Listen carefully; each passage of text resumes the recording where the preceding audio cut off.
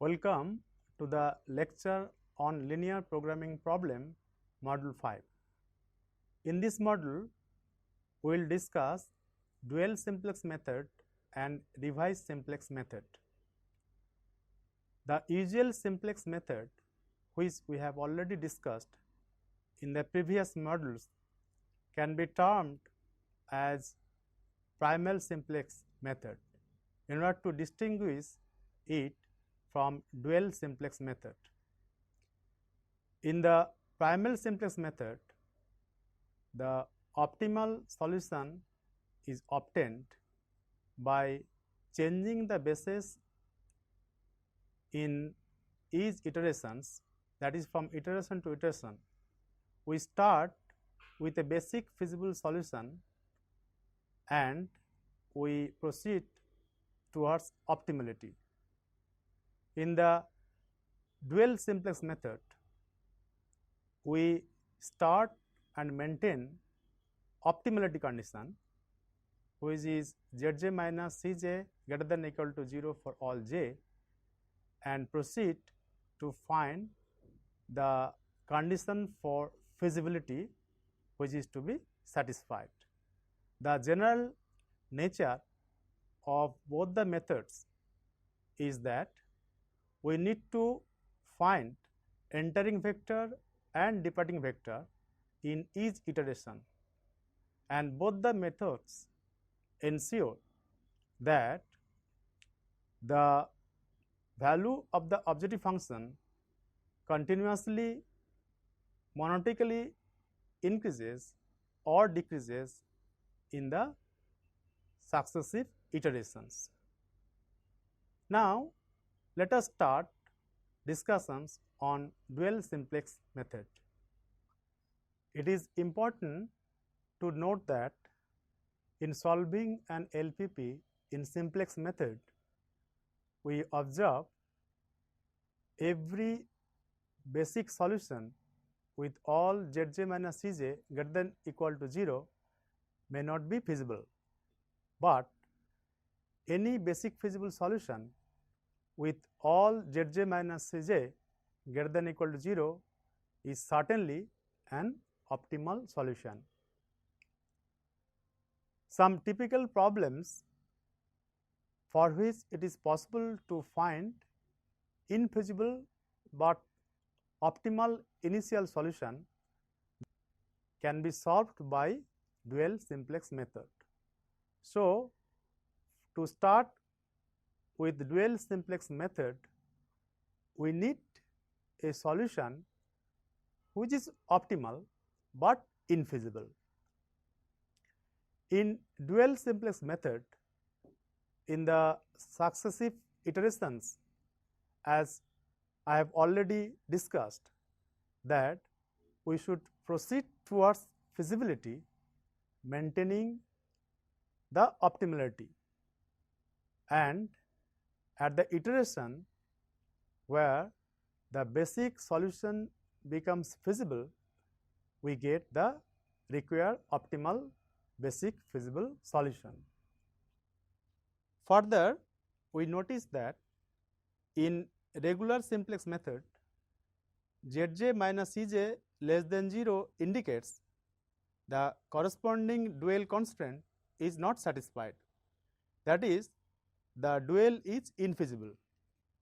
So, when we start with a feasible but not optimal solution of primal, we may say that we start with infeasible but better than optimum solution of dual. As we proceed, the primal seeks optimality while the dual seeks feasibility. So, although the dual simplex method deals with primal, it seems that simplex method is applied simultaneously to its dual rather than primal. That is why the method is called dual simplex method. Dual simplex algorithm.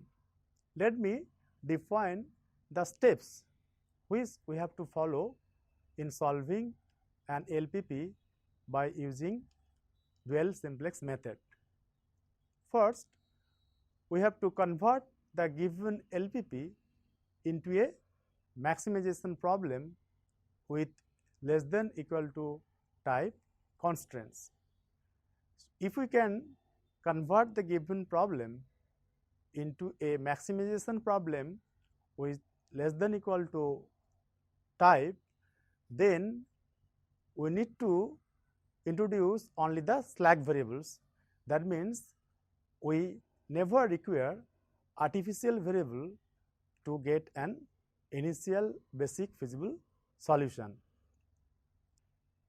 In the second step, we introduce slack variables only and obtain an initial basic solution, and then we put this solution in the starting dual simplex table.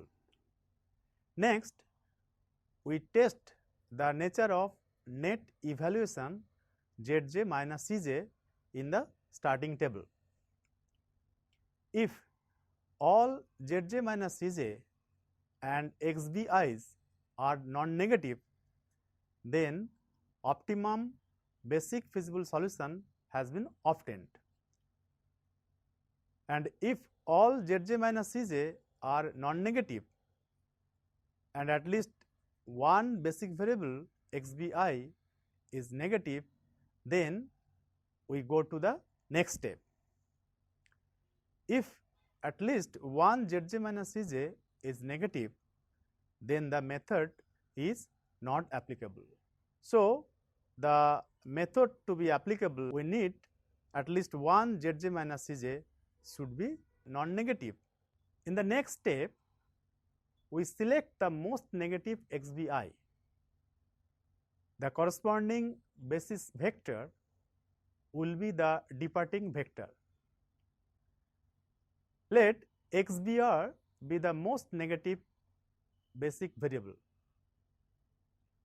In the next step, we test the nature of xrj, j equal to 1 to up to n. If all xrj's are non-negative, then there does not exist any feasible solution.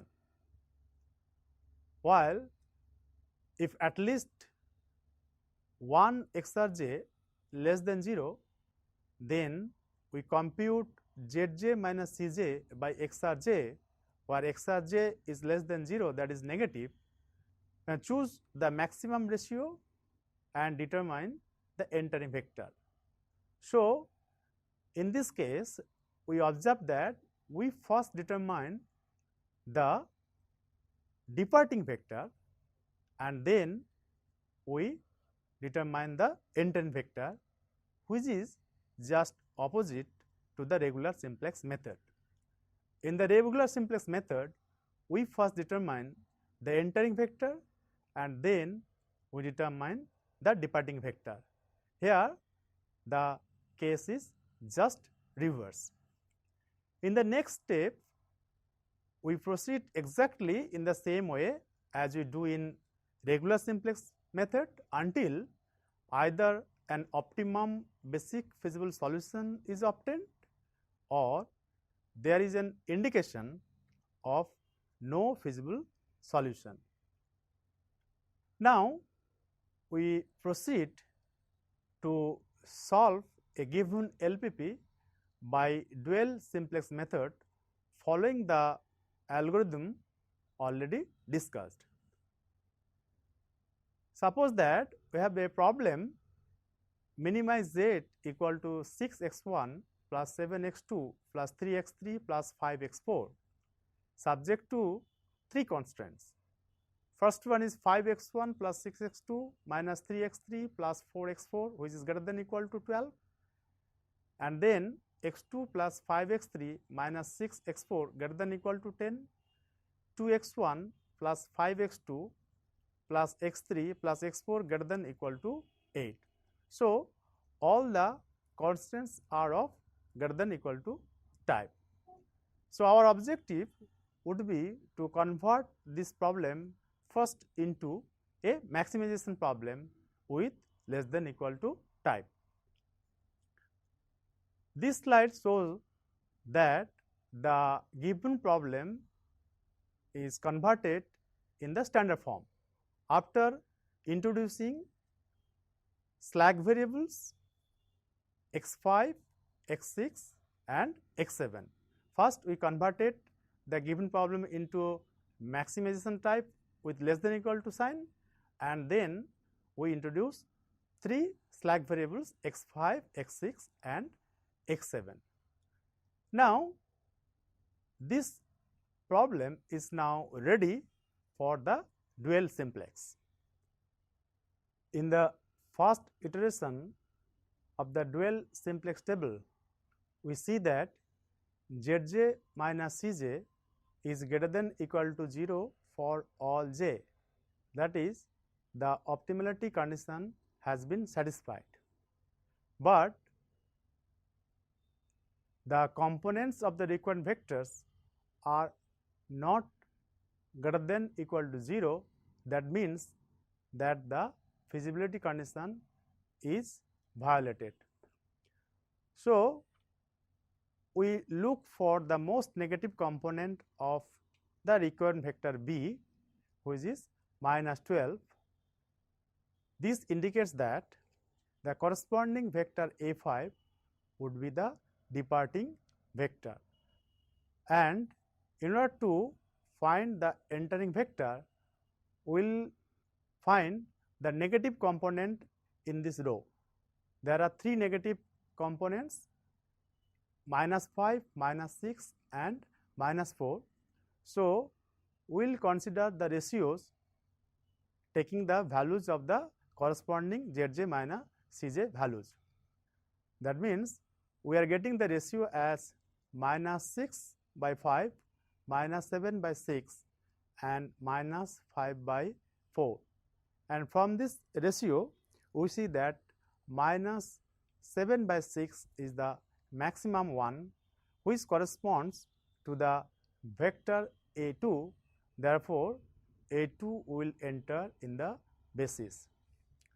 In the next iteration, we have basic variables x2, x6 and x7, and the corresponding basis will be a2, a6 and a7.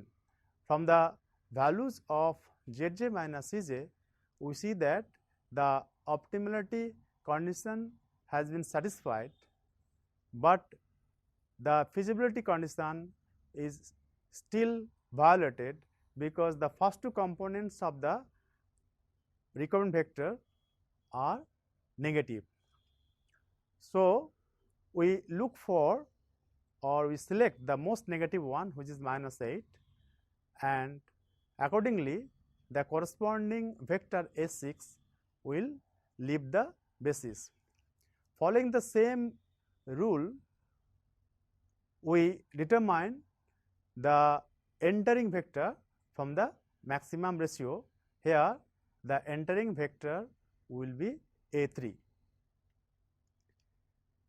In the next iteration, again we check that Zj minus Cj is greater than equal to 0, means the optimality condition is satisfied, and at the same time the components of V are all non-negative. That means the feasibility condition is also satisfied.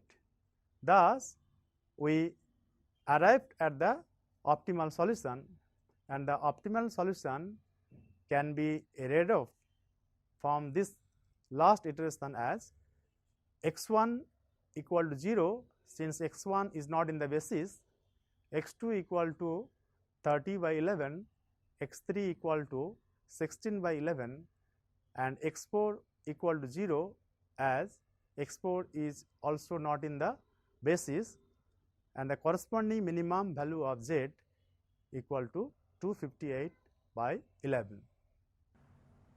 The main advantage of dual simplex method over the usual or regular simplex method is that we do not require any artificial variable in the dual simplex method.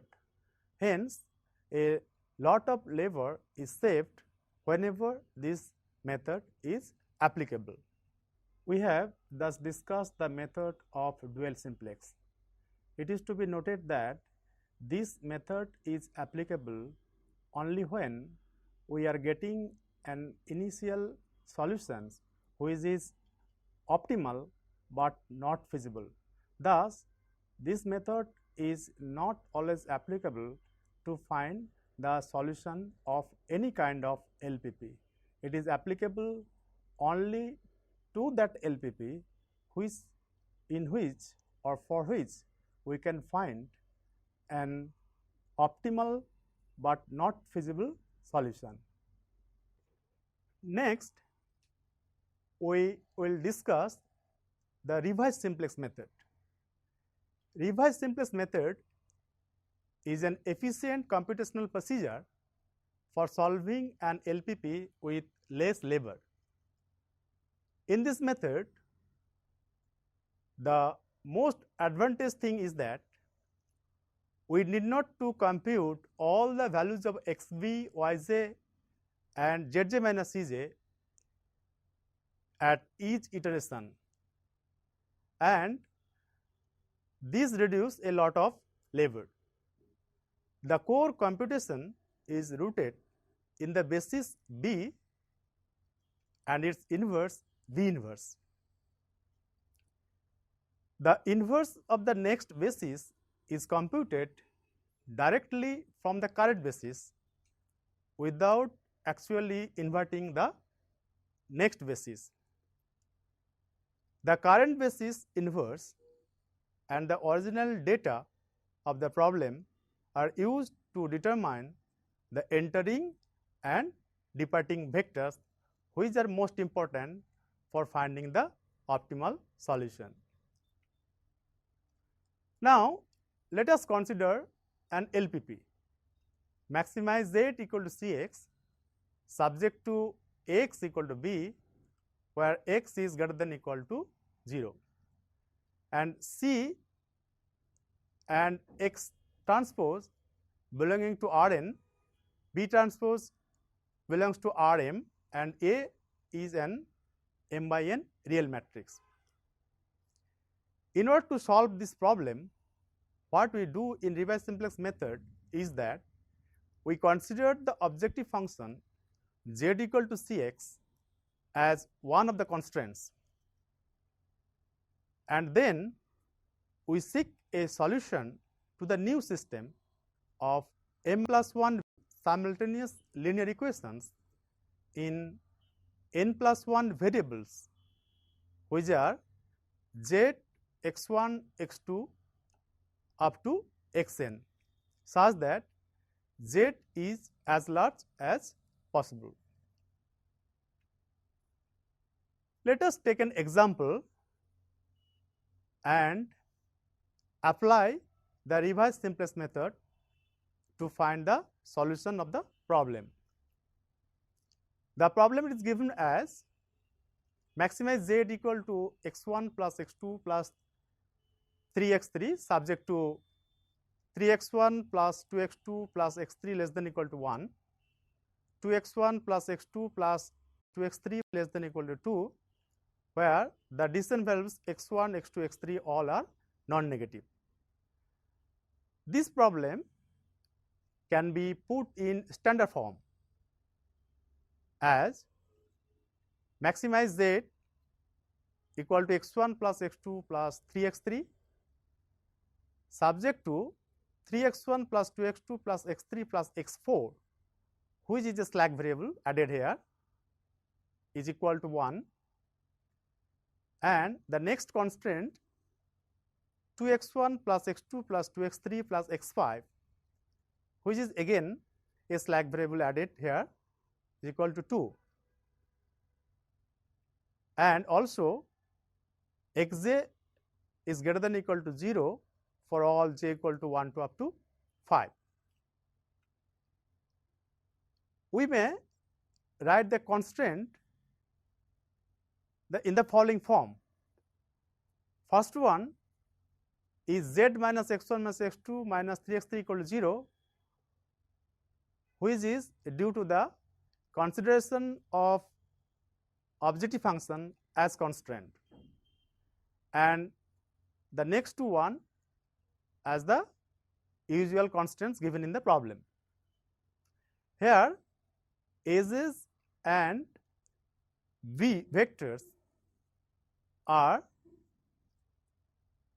this: a0 equal to 1 0 0, which is obtained from the first column, and then similarly we obtain the column vectors a1, a2, a3, a4, a5 and the requirement vector b.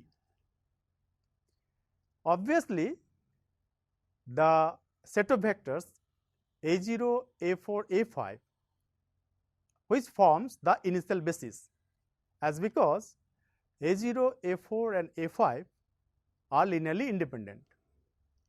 Now, we call a0, a4, a5 as b0, b1, b2.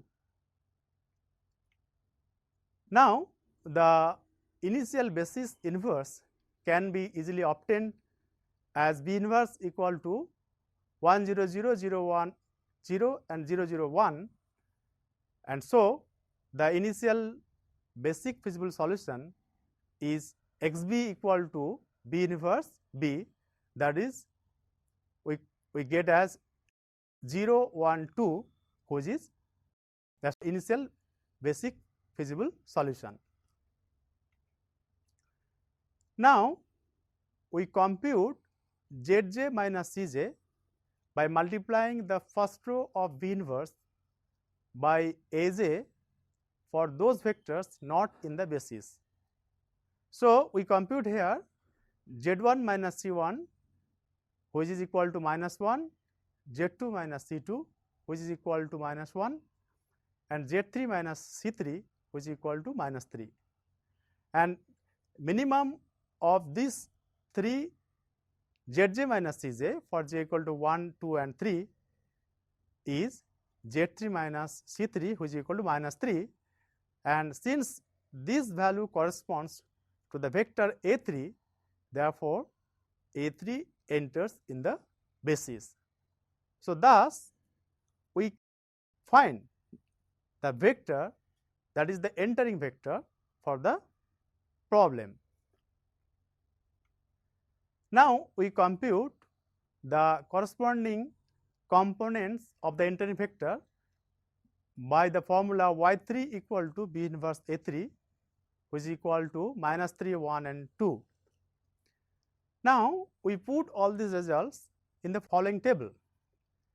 This table gives the basis, which is A0, A4 and A5, the initial basis, and then beta 1 as 0 1 0, beta 2 as we got 0 0 1, and initial solution, basic solution is 0 1 2, and the components we just calculated for the entering vectors as minus 3, 1 and 2. Now, our remaining job is to determine the departing or leaving vector, the vector which leaves the basis. We can find from the formula xbr by yrk, that is equal to minimum of 1 and 1, that means there is a tie in selecting the minimum ratio. Since we have a tie here in choosing the departing vector, we take A4 as arbitrarily to leave the basis, and we mark yrk as equal to 1. Now, we will transform the columns of the table, and for this we calculate the components. Beta j bar equal to beta j plus beta rj gamma 3, where gamma 3 is calculated by using this formula, which is equal to 3 0 minus 2, and then we can find the improved solution xb bar equal to xb plus xbr into gamma 3.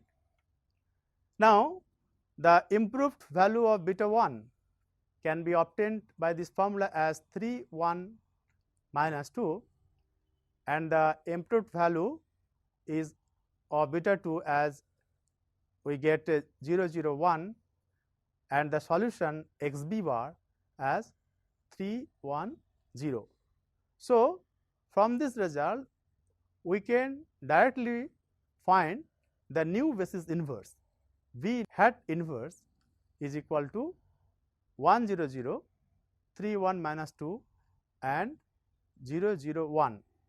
Again, we will consider the first row of this inverse and find the Zj minus Cj values of the vectors which are not in the basis. So, we find here Zj minus Cj for j equal to 1, 2 and 4. So, here we find Z1 minus C1 equal to 8, which is a positive quantity, and similarly we find Z2 minus C2 equal to 5 and Z4 minus C4 is equal to 3, which is again a positive quantity. That is, Zj minus Cj is greater than equal to 0 for all the vectors which are not in the basis. This indicates that we have reached at the optimal situation. So, the solution is optimal as we find Zj minus Cj is greater than equal to 0, and we put the results in the following table. Now, we have the basis A0 bar, A3 bar and A5 bar. Beta 1 bar is 3 1 minus 2, beta 2 bar as 0 0 1, and the improved solution xb bar is 3 1 0. Thus, we obtain the optimal solution as x1 equal to x2 equal to 0. x1, x2 are 0 here because these variables are not in the basis, whereas from the table we see that x3 equal to 1 and the corresponding value of the objective function, that is z max, is equal to 3. In this module, we have discussed dual simplex method and revised simplex method. Keep in mind that dual simplex method is applicable only when we are able to get an initial infeasible but optimal solution. Revised simplex method has certain advantages. It can save a lot of labors, as well as while we are solving some LPP in computer, it saves lot of storage. With this, we finally conclude the chapter 1, which is on linear programming problem.